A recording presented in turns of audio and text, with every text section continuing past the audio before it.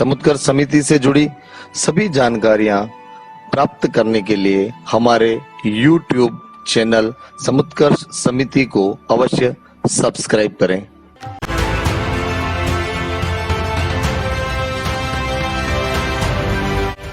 नानाजी देशमुख ने एक बहुत अच्छा प्रयोग किया। उन्होंने युवा दंपतियों को अपने वहां रखा जो समाज सेवा का काम करेंगे और उन दंपतियों को उचित समय में गर्भ धारण करना और उस गर्भ के दौरान रामचरितमानस का पूरा पाठ उनको सुनाना। आप आश्चर्यचकित होंगे, 3 वर्ष के छोटे छोटे बालक बालिकाएं उनको कंठस्थ रामचरितमानस।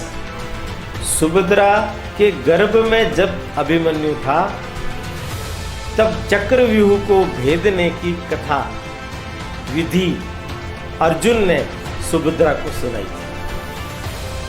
99 राजाओं को उसने परास्त करके अपने जेल के अंदर डाल दिया। 100वां राजा ढूंढ रहा है वो।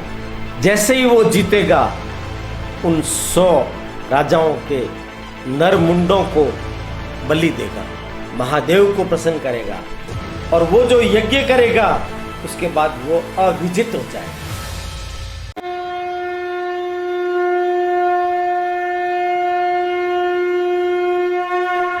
आज हमारे बीच में हमारे जो मुख्य उद्बोधनकर्ता हैं, हमारे प्रेरक, हमारे पथ प्रदर्शक, वर्ष 1986 से जो अपना जीवन राष्ट्र निर्माण और राष्ट्र सेवा के लिए समर्पित कर चुके हैं, ऐसे संघ के प्रचारक माननीय ओमजी भाई साहब, आप एक प्रखर लेखक विचारक हैं। आप द्वारा कई पुस्तकें लिखी गई हैं जिनमें मेवाड़ गौरव गाथा, जन जन के महावीर, पन्नादाय, बाबा रामदेव जैसी 25 पुस्तकों का आपने लेखन किया है और जो आज हमारे बीच में हमारे ज्ञानवर्धन के लिए आज प्रकाशित होकर हमारे बीच में है। मैं आज के इस पुनीत अवसर पर मान्यवर भाई साहब से निवेदन करूंगी कि हमें प्रबोधन प्रदान करें। आदरणीय ओमजी भाई साहब।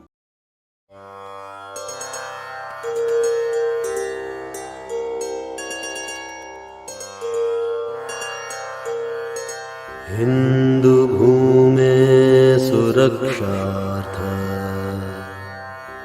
केशवेन विनिर्मितम्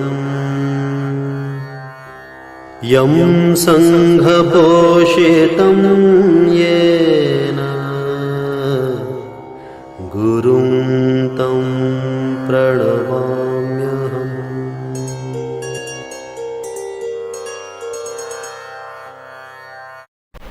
नमस्कार। समुत्कर्ष व्याख्यान श्रृंखला यतो धर्मस् ततो जयम् में आप सब सज्जनों और देवियों का हार्दिक स्वागत है। हम सब लोगों को यह जानकारी है ही कि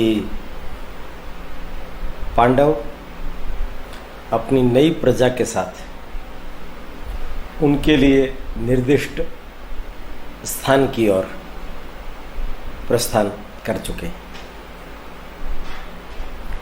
इंद्रप्रस्थ नाम से उन्होंने अपनी नई राजधानी बसाई। पूरी राजधानी, महल, लोगों के लिए मकान इत्यादि सब कुछ बन जाने के बाद वे लोग वहाँ आराम से प्रजा का लालन पालन करने लगे। 5 भाइयों ने नारद जी की संकेत के अनुसार एक वर्ष द्रौपदी के साथ व्यतीत करने का निश्चय किया। मां कुंती वो उनको प्रतिदिन उनके लिए धर्म कार्य क्या है, उन्हें किस तरीके से प्रजा का पालन करना चाहिए, इसके संदर्भ में भी जानकारी देती रहती थी। कृष्ण, सात्यकी, अन्य लोग भी उनके साथ में रह रहे थे।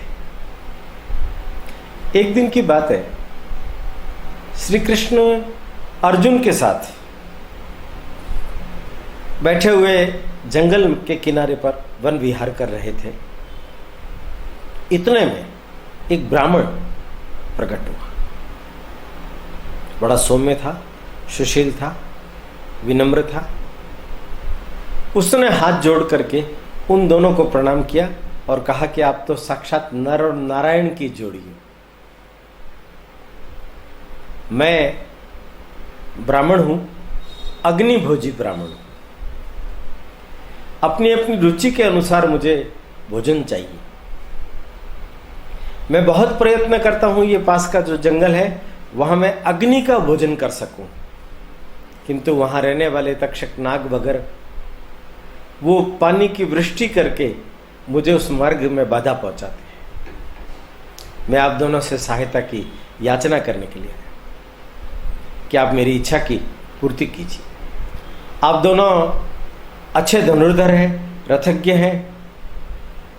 ये जो खंडव वन है पूरा, उसमें नागों ने अपना बसेरा कर रखा है। दुर्जन, दुराचारी, असुर लोग भी उसमें रहते हैं। इन लोगों को यहां से हटा देने से आप लोगों की राजधानी की भी रक्षा होगी। इसलिए आप कृपा करके मेरी सहायता भी कीजिए और इससे आपकी भी बहुत बड़ी सहायता हो जाएगी। कृष्ण और अर्जुन ने परामर्श किया।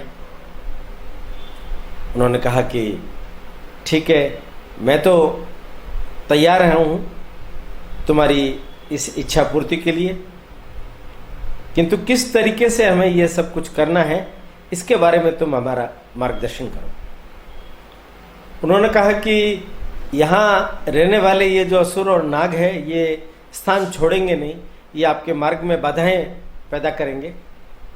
मैं आप लोगों को कुछ अस्त्र शस्त्र देता हूं। मेरे शरीर में इतना दम नहीं है, मेरे पास में बहुत सारे अस्त्र शस्त्र हैं। कृष्ण भगवान को उन्होंने सुदर्शन चक्र दिया, अर्जुन को एक बड़ा अच्छा धनुष दिया। इस धनुष से बाण चलाकर, अग्नि बाण चला करके तुम अग्नि पैदा करो और उन अग्नि को पूरे जंगल में इस तरीके से फैला दो कि क्षण भर के अंदर वो अग्नि पूरे जंगल को तहस नहस कर दे। वो लोग प्रतिकार करे, जल का वर्षण करके उसको रोके, उससे पहले तुम यह काम पूरा कर लो। भगवान श्री कृष्ण ने सारथ्य संभाला, रथ पर बैठे। अर्जुन ने अपना धनुष संभाला और अग्नि बाणों को सुसज्जित करते हुए और उन्होंने अपना अभियान प्रारंभ किया। कृष्ण का सारथ्य इतना कुशल था, वो पलक झपकते ही इधर से उधर, उधर से इधर, सब तरफ सर्वत्र जहां जहां अग्नि बाणों की वर्षा हो रही है उससे अगले ही क्षण में दूसरी जगह, अगले ही क्षण में तीसरी जगह, अगले ही क्षण में चौथी जगह, ऐसे क्षण भर के अंदर पूरे जंगल के अंदर उन्होंने पूरा चक्र पूरा कर लिया। जंगल के अंदर रहने वाले ये दुर्जन, असुर, नाग बड़े जहरीले, वो त्राहिमाम कर उठे। उनको लगने लगा अब हमारी जान पर बन आई है, वो भागने लगे। कुछ अपनी संततियों के मोह में पड़ करके वहां नष्ट हो गए। क्षण भर के अंदर वो पूरा जंगल साफ हो गया। 4 सारंग पक्षी, 1 नाग और 1 असुर, मैं नामक असुर, वो बचा। उसको पकड़ा अर्जुन ने, उसने हाथ जोड़ दिए, क्षमा कीजिए प्रभु, मैं आपकी शरण में हूं, आप मुझे मारिए मत, मैं आपके लिए बहुत काम आऊंगा। उन्होंने कहा कि तुम्हारी विशेषता क्या है? उन्होंने कहा मैंने इंद्रलोक की स्थापना की, विश्वकर्मा के मुकाबले का मैं शिल्प जानता हूं। तो उसको, वो जो खंडवप्रस्थ जंगल जब साफ हो गया तो सैनिकों को लगा करके उसका सारा मलबा हटाया गया और वहां मय राक्षस को कहा गया कि तुम हमारे लिए राज्यसभा का निर्माण करो। ऐसा कहते हैं इंद्रप्रस्थ की असुरों के योजना के अनुसार अद्भुत राज्यसभा का निर्माण उस मय राक्षस ने किया। उसी इंद्र सभा को देखने के लिए कितने ही लोग दूर दूर से आते थे। सब प्रकार का वैभव, सब प्रकार की व्यवस्था, सब प्रकार की कुशलता पूरी हो जाने के बाद श्री कृष्ण भगवान ने अपने यादव गणों के साथ युधिष्ठिर से, कुंती बुआ से अनुमति मांगी और द्वारिका के लिए प्रस्थान कर गए।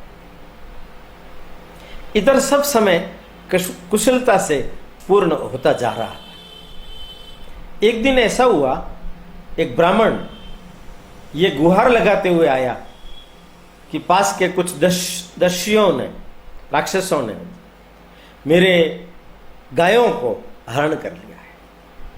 अर्जुन से प्रार्थना की, हे अर्जुन, तुम धनुर्धर हो, सामर्थ्यवान हो, मुझे मेरी गायों को वापस दिलवा दो। अर्जुन के सामने एक धर्म संकट खड़ा। उनके जो अस्त्र शस्त्र थे वो उस स्थान पर थे जहां द्रौपदी और युधिष्ठिर दोनों बैठे हुए थे। अब इनके लिए बड़ी दुविधा हो गई। एक तरफ धर्म संकट यह है कि ब्राह्मण के गौओं की रक्षा करना है, प्रजा पालन करना है, प्रजा की समस्या का निराकरण करना है, और दूसरी तरफ है कि बड़े भाई और द्रौपदी एकांतवास में हैं। अगर मैं वहां जाता हूं तो वो जो नियम बनाया था कि जो भी एकांतवास को लांघेगा, उसका उल्लंघन करेगा, उसको 12 वर्ष वन में जाना पड़ेगा। अर्जुन ने प्रजापालन का निर्णय किया। उसने कहा, अगर मुझे 12 वर्ष इस कारण से वन में जाना पड़े, ये दंड भोगना पड़े, तो भी मैं इसके लिए तैयार हूं। अर्जुन गए, अपना शस्त्र लिया और लेकर के उस ब्राह्मण के साथ गए। दस्यु जिस वन की ओर गए थे उधर जाकर के उन्होंने उनका मुकाबला किया, उन्हें मार करके उनकी गायों को वापस लेकर के आया और ब्राह्मण देवता को सुपुर्द किया। ब्राह्मण देवता ने उन्हें आशीर्वाद दिया। प्रजा में अर्जुन का बड़ा बोलबाला हुआ, यश कीर्ति बढ़ी। अब अर्जुन आकर के युधिष्ठिर को बोलता है, प्रिय भ्राता, आपके श्री चरणों में मेरा प्रणाम। मुझसे ये भूल हुई है कि मैं आप दोनों के एकांतवास को उल्लंघित करके शस्त्र लेने के लिए वहां आया था। युधिष्ठिर ने कहा कि तुमने प्रजा के वत्सल के लिए, उसके कल्याण के लिए, ब्राह्मण के गौओं की रक्षा के लिए इस धर्म संकट में से ये शस्त्र लिए हैं, इसलिए तुम्हारे ऊपर ये नियम लागू नहीं होता। मैं तुम्हें इसके लिए क्षमा करता हूं और बल्कि तुम्हारी प्रशंसा करता हूं कि तुमने बहुत उल्लेखनीय कार्य किया। अर्जुन माना नहीं। उसने कहा, कैसे भी हो मुझसे अपराध तो हुआ ही है, नियम का उल्लंघन तो हुआ ही है, इसलिए मैं इस सजा के लिए प्रेरित हूं, मुझे इस सजा को भोगना ही होगा। आप मुझे आज्ञा दीजिए, मैं 12 वर्ष तक वन गमन करके अपनी इस सजा को पूरा करूंगा। सबके मनाने के बाद में भी जब अर्जुन माना नहीं तो युधिष्ठिर ने उन्हें 12 वर्ष वन गमन की अनुमति दी। 12 वर्ष तक अर्जुन ने पूरे देश भर का देशाटन किया। हरिद्वार गए। हरिद्वार में उनके साथ बड़ी एक विचित्र घटना घटी। जब वो गंगा नदी में स्नान करने के लिए उतरे तो पता नहीं किसी एक जलचर ने उनका पैर पकड़कर लेकर के चला गया। जब उनकी आंख खुली तो देखा एक बड़ा भव्य महल, उसके अंदर थोड़ी देर के बाद में एक सुंदरी उनकी आंखों के समक्ष प्रकट हुई। हाथ जोड़ करके कहने लगी, हे प्रभु, मेरा नाम उलूपी है, मैं नाग कन्या हूं, मैं कामवश आपको हरण करके ले आई हूं, मैं काम पीड़ित हूं, मेरे को आप विवाह करके कृतार्थ कीजिए। अर्जुन ने कहा, मैं तो 12 वर्ष की तपस्या पूरी करने के लिए आया हूं, इस समय में मैं यह कार्य नहीं कर सकता। उलूपी ने कहा कि यह धर्म सम्मत कार्य, इससे आपका किसी भी प्रकार का दंड सिद्ध नहीं होगा, आप मेरे ऊपर कृपा कीजिए। बहुत दुराग्रह करने पर और धर्म के ऊपर कोई किसी भी प्रकार का आंच नहीं आएगा, यह धर्म नहीं है, यह समझकर उन्होंने उलूपी के साथ विवाह किया। कुछ समय वहां व्यतीत करके उलूपी ने कहा, आज से मैं आपको एक वरदान भी देती हूं कि जलचरों से कभी भी आपको किसी भी प्रकार का भय नहीं रहेगा, वो आपका कुछ भी बिगाड़ नहीं सकेंगे। अर्जुन वहां से हरिद्वार से उड़ीसा गया, उड़ीसा से फिर ऊपर की ओर मणिपुर पहुंचा। मणिपुर में राजा चित्रवाहन राज करते थे। उनके वहां जाने पर उन्हें उनकी पुत्री चित्रांगदा, उसको देखा, वो उस पर मोहित हो उठा। राजा के पास जाकर के हाथ जोड़ के कहने लगा, हे महाराज, मैं आपकी पुत्री से विवाह करना चाहता हूं, मेरा नाम अर्जुन है, मैं पांडु पुत्र हूं। राजा चित्रवाहन बहुत प्रसन्न हुए, ऐसे श्रेष्ठ कुल से मेरा संबंध स्थापित होगा, ये बड़े सौभाग्य की बात है, किंतु मेरी एक शर्त है। शर्त क्या है? हमारे यहां कुल परंपरा में वर्षों से श्राप के कारण से एक ही संतान पैदा होती है, और वही संतान राज्य का उत्तराधिकारी होती है। मेरे एक संतान स्त्री है, मैं तुम्हारे साथ इसका विवाह तब कर सकता हूं कि इसके गर्भ से जो पुत्र पैदा होगा वो मेरा दत्तक पुत्र होगा। अगर तुम इस शर्त से सहमत हो और वो मेरे पास ही रहेगा, इस राज्य का उत्तराधिकारी होगा, तो मैं चित्रांगदा का विवाह तुम्हारे साथ करने के लिए तैयार हूं। अर्जुन ने सहमति प्रदान की। चित्रांगदा का धूमधाम के साथ विवाह हुआ। कुछ समय वहां रहने के बाद में उनकी एक संतान हुई, बभ्रुवाहन। बभ्रुवाहन जब बड़ा हो गया तो चूंकि राजा ने जो शर्त उसके सामने रखी थी, उस शर्त को पूरी कर दिया अर्जुन ने, और फिर अर्जुन आगे की ओर बढ़ने लगा। अर्जुन सुदूर दक्षिण में भी गया। अलग अलग तटों पर यात्रा करते हुए, अलग अलग ऋषियों के यहां विचरण करते हुए उन्होंने उन ऋषि मुनियों की अभ्यर्थना की, उनसे धनुर्विद्या का, अन्य अस्त्र शस्त्रों का ज्ञान प्राप्त किया।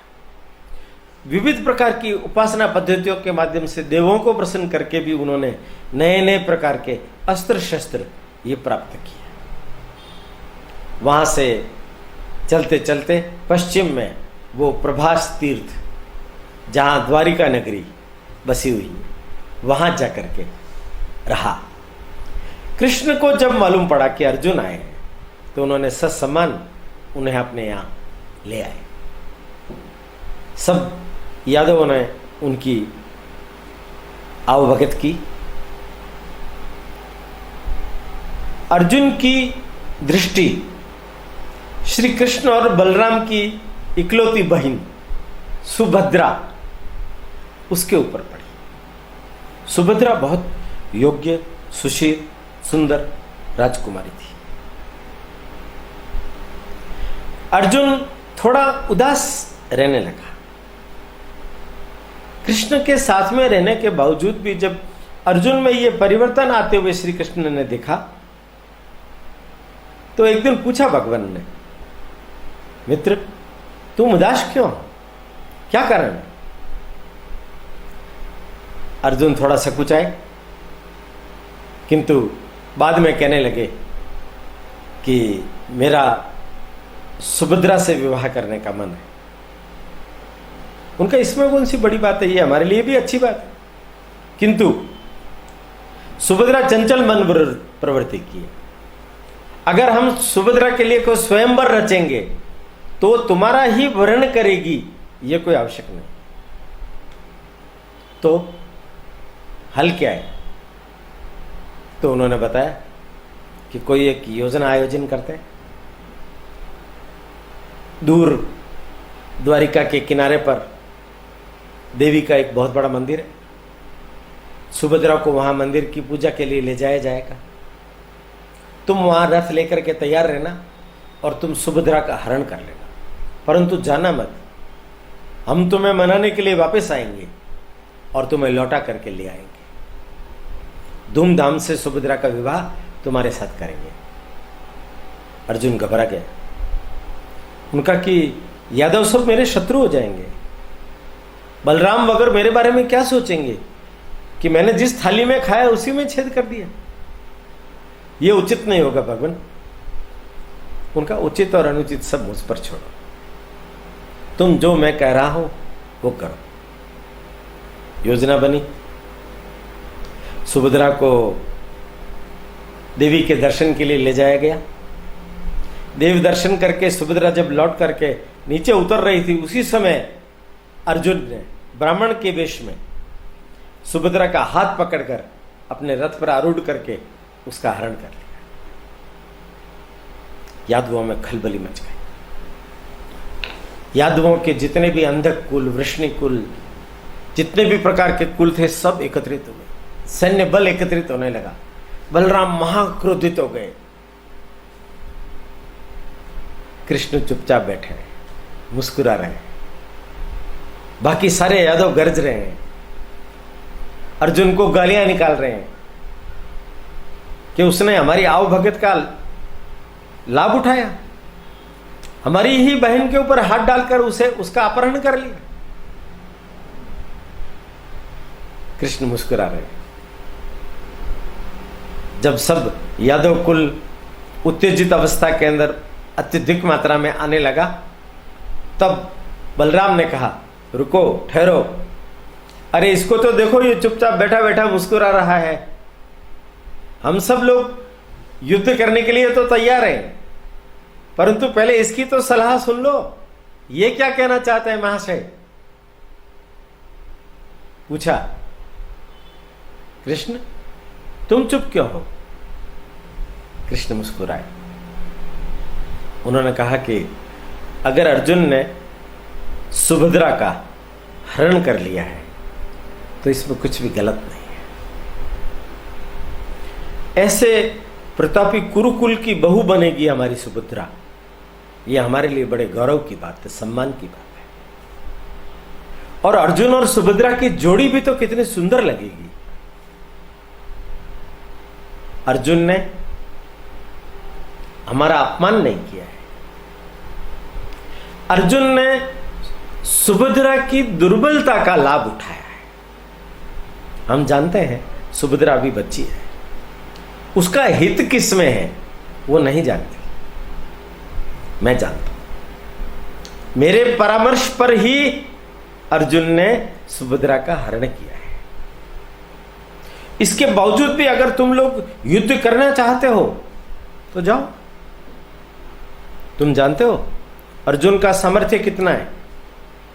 एक अकेला अर्जुन तुम सब लोगों की मट्टी पलित कर सकता है। तब तुम अपमानित होकर के मुंह लटका करके आओगे, दुनिया में मुंह दिखाने लायक बचोगे क्या? अच्छा यही है, अर्जुन को हम लौटा लाएं और विधि विधान के साथ में सुभद्रा का विवाह उसके साथ करें। बलराम मुस्कुराए।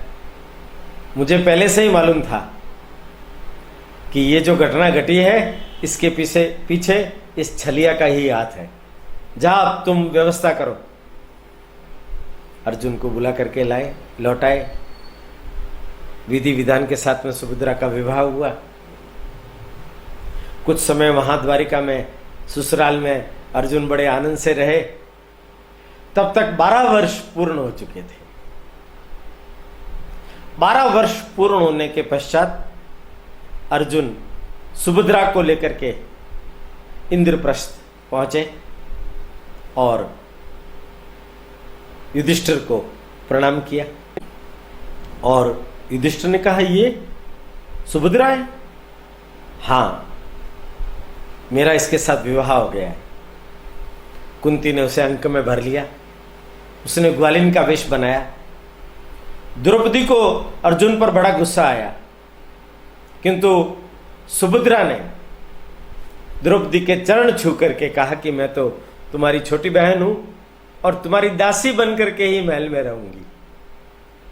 इस बात ने उसके मन का क्षोभ धुला दिया, धुल गया।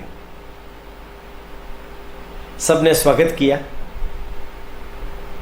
परिवार बढ़ने लगा।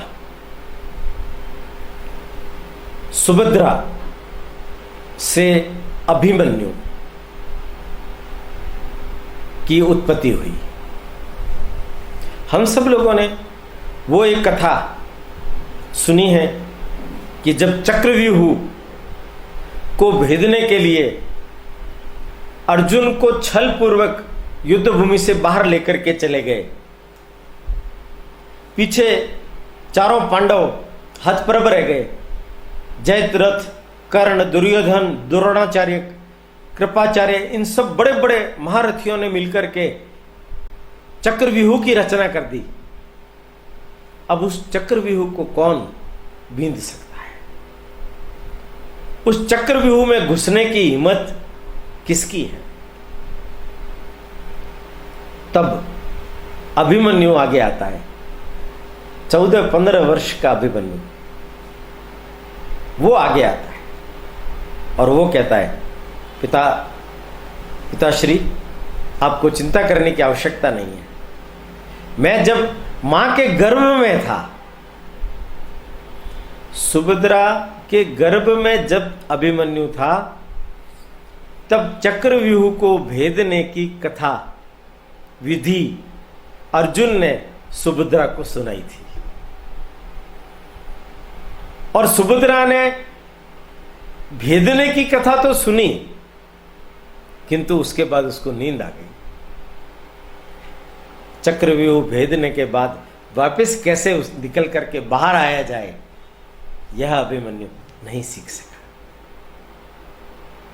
यहां ध्यान से समझिए, इसका अर्थ क्या है? गर्भावस्था के अंदर मां का मन जैसा होता है, मां जैसी चीजों पर चिंतन करती है, विचार करती है, पुत्र के ऊपर, संतति के ऊपर उसका बड़ा व्यापक प्रभाव होता है। ये आज के दिन में भी अनेक प्रकार के प्रयोगों के द्वारा सिद्ध हो चुका है। आप लोगों ने कभी सुना हो, उत्तर प्रदेश में चित्रकूट, तो चित्रकूट के अंदर नानाजी देशमुख ने एक बहुत अच्छा प्रयोग किया।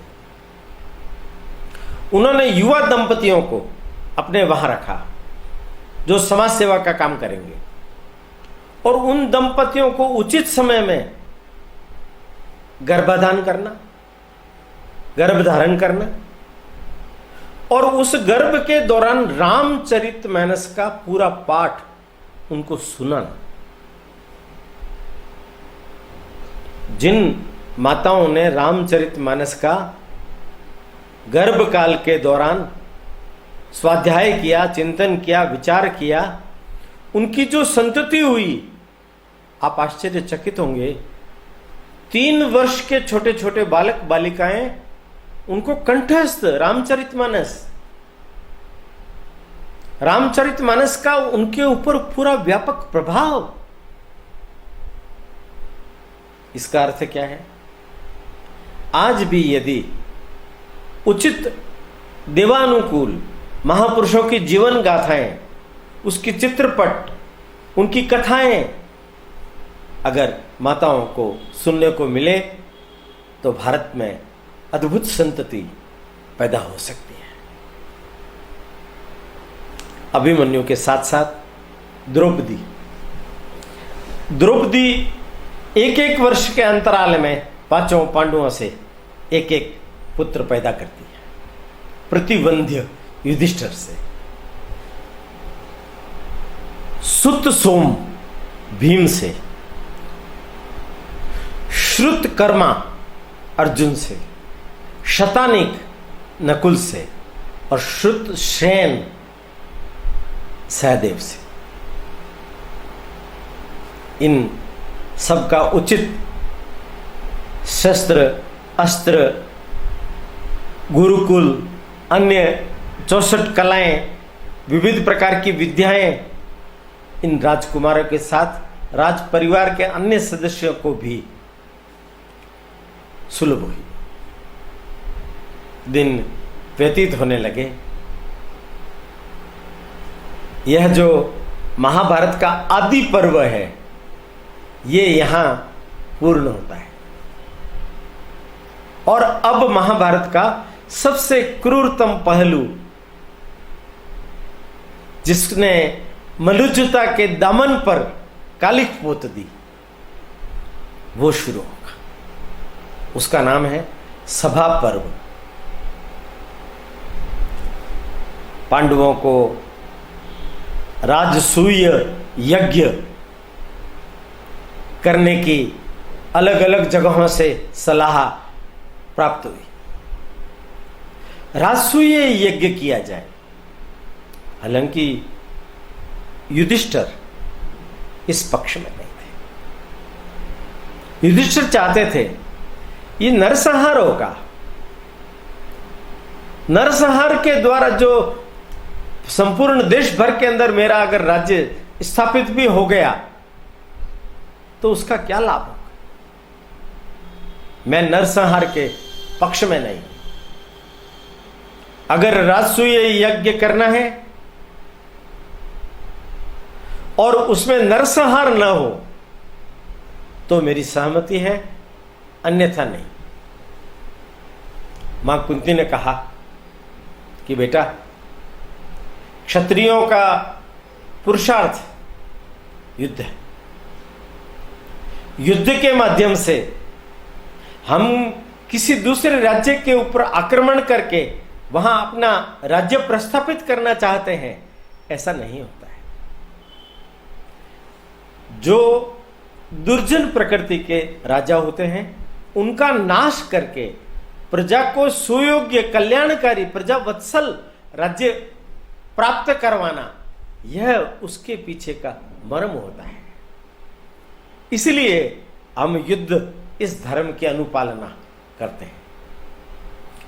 मैं तो बहुत अधिक इस बारे में नहीं जानती, किंतु वेद व्यास जी को बुलाइए, श्री कृष्ण भगवान को बुलाइए, वो लोग बैठ करके आप लोगों को जैसी सलाह दे, जिस तरीके का उन लोगों का परामर्श हो और जो पद्धति वो बताए उसके अनुरूप आप लोग प्रयत्न कीजिए। वेद व्यास जी आए, श्री कृष्ण आए, सभा हुई, विचार विमर्श हुआ। सब प्रकार के चिंतन में से वेद व्यास जी का जो अवलोकन था वो यही था, अभी आर्याव्रत के अंदर अनेक राजा ऐसे हैं जो धर्म का पालन नहीं कर रहे। हमें द्रौपद को भी आमंत्रित करना चाहिए, धृष्टद्युम्न को भी आमंत्रित करना चाहिए। अपने जितने मित्र राजा हैं उन सब लोगों को बुला करके उनके साथ परामर्श करना चाहिए कि किस तरीके की कूटनीति बनाकर, रणनीति बनाकर, युद्ध नीति बनाकर हम राजसूय यज्ञ कर सकते हैं। किंतु इन सब में श्री कृष्ण, उनका कहा हुआ वचन, उनका दिया हुआ वचन वो सबसे महत्व का होगा। कृष्ण उस पूरे परामर्श में चुपचाप बैठे हैं, वो विचार विमर्श को सुन रहे हैं, बोल कुछ नहीं रहे। द्रौपदी भी थी। द्रौपदी ने कहा, सखे आप तो हम लोगों को भी सब प्रकार की योजना करके प्रतिष्ठित किए हुए हो, आपको आर्यव्रत के अंदर कौन कहां किस प्रकार की स्थिति है इसके बारे में भी पूरी जानकारी है। आप जैसा निर्देश करेंगे हम सब लोग उसका अनुकरण करेंगे। कृष्ण भगवान ने एक बड़ी महत्व की बात कही। उन्होंने कहा कि राजसूय यज्ञ करने से पहले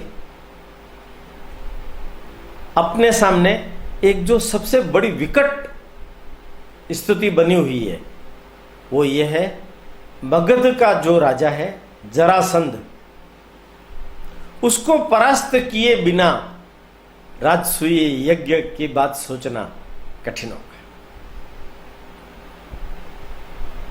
भीम, अर्जुन, ये लोग तो बड़े बली कहे जाते हैं, योद्धा कहे जाते हैं, इसलिए उन लोगों ने बढ़ चढ़ करके कहा कि हम तो चुटकियों में जरासंध को परास्त कर देंगे। कृष्ण ने इशारा करके कहा, शांत बैठो, तुम अभी जानते नहीं जरासंध, तुम्हारा पाला पड़ा नहीं है। 99 राजाओं को उसने परास्त करके अपने जेल के अंदर डाल दिया। 100वां राजा ढूंढ रहा है वो। जैसे ही वो जीतेगा उन 100 राजाओं के नर मुंडों को बलि देगा, महादेव को प्रसन्न करेगा, और वो जो यज्ञ करेगा उसके बाद वो अविजित हो जाएगा। इसलिए 100 राजाओं को परास्त करने से पहले ही उसे परास्त करने की योजना हम लोगों को बनानी पड़ेगी। तो कहा कि आप सब तैयार हैं क्या? जो मैं योजना बताऊं उस योजना के अनुरूप कदम बढ़ाने के लिए। वेद व्यास जी ने कहा कि श्री कृष्ण ठीक कह रहे हैं, जरासंध को परास्त करना अत्यंत आवश्यक है। जरासंध को सैन्य बल से नहीं, छल बल से परास्त किया जाएगा। उसकी योजना बनेगी। उसके लिए मुझे केवल मात्र 2 लोगों की जरूरत है, वो है एक भीम, एक है अर्जुन। बस हम 3 लोग जाएंगे मगध और जरासंध को परास्त करके वापस लौट आएंगे। उसके बाद ही आगे की योजना के बारे में विचार किया जाएगा। सभा सहमत हो गई। भीम और अर्जुन के साथ श्री कृष्ण ने मगध राज्य की ओर प्रस्थान किया। अब मगध का कैसे पतन होगा, किस युक्ति से जरासंध का अंत होगा, यह कथा हम अगले एपिसोड में सुनेंगे। तब तक के लिए मैं आपसे विदा लेता हूं। प्रणाम। समुत्कर्ष समिति से जुड़ी सभी जानकारियां प्राप्त करने के लिए हमारे YouTube चैनल समुत्कर्ष समिति को अवश्य सब्सक्राइब करें। आप सभी का समुत्कर्ष समिति के प्रति यही स्नेह और आत्मीय भाव बना रहे। धन्यवाद।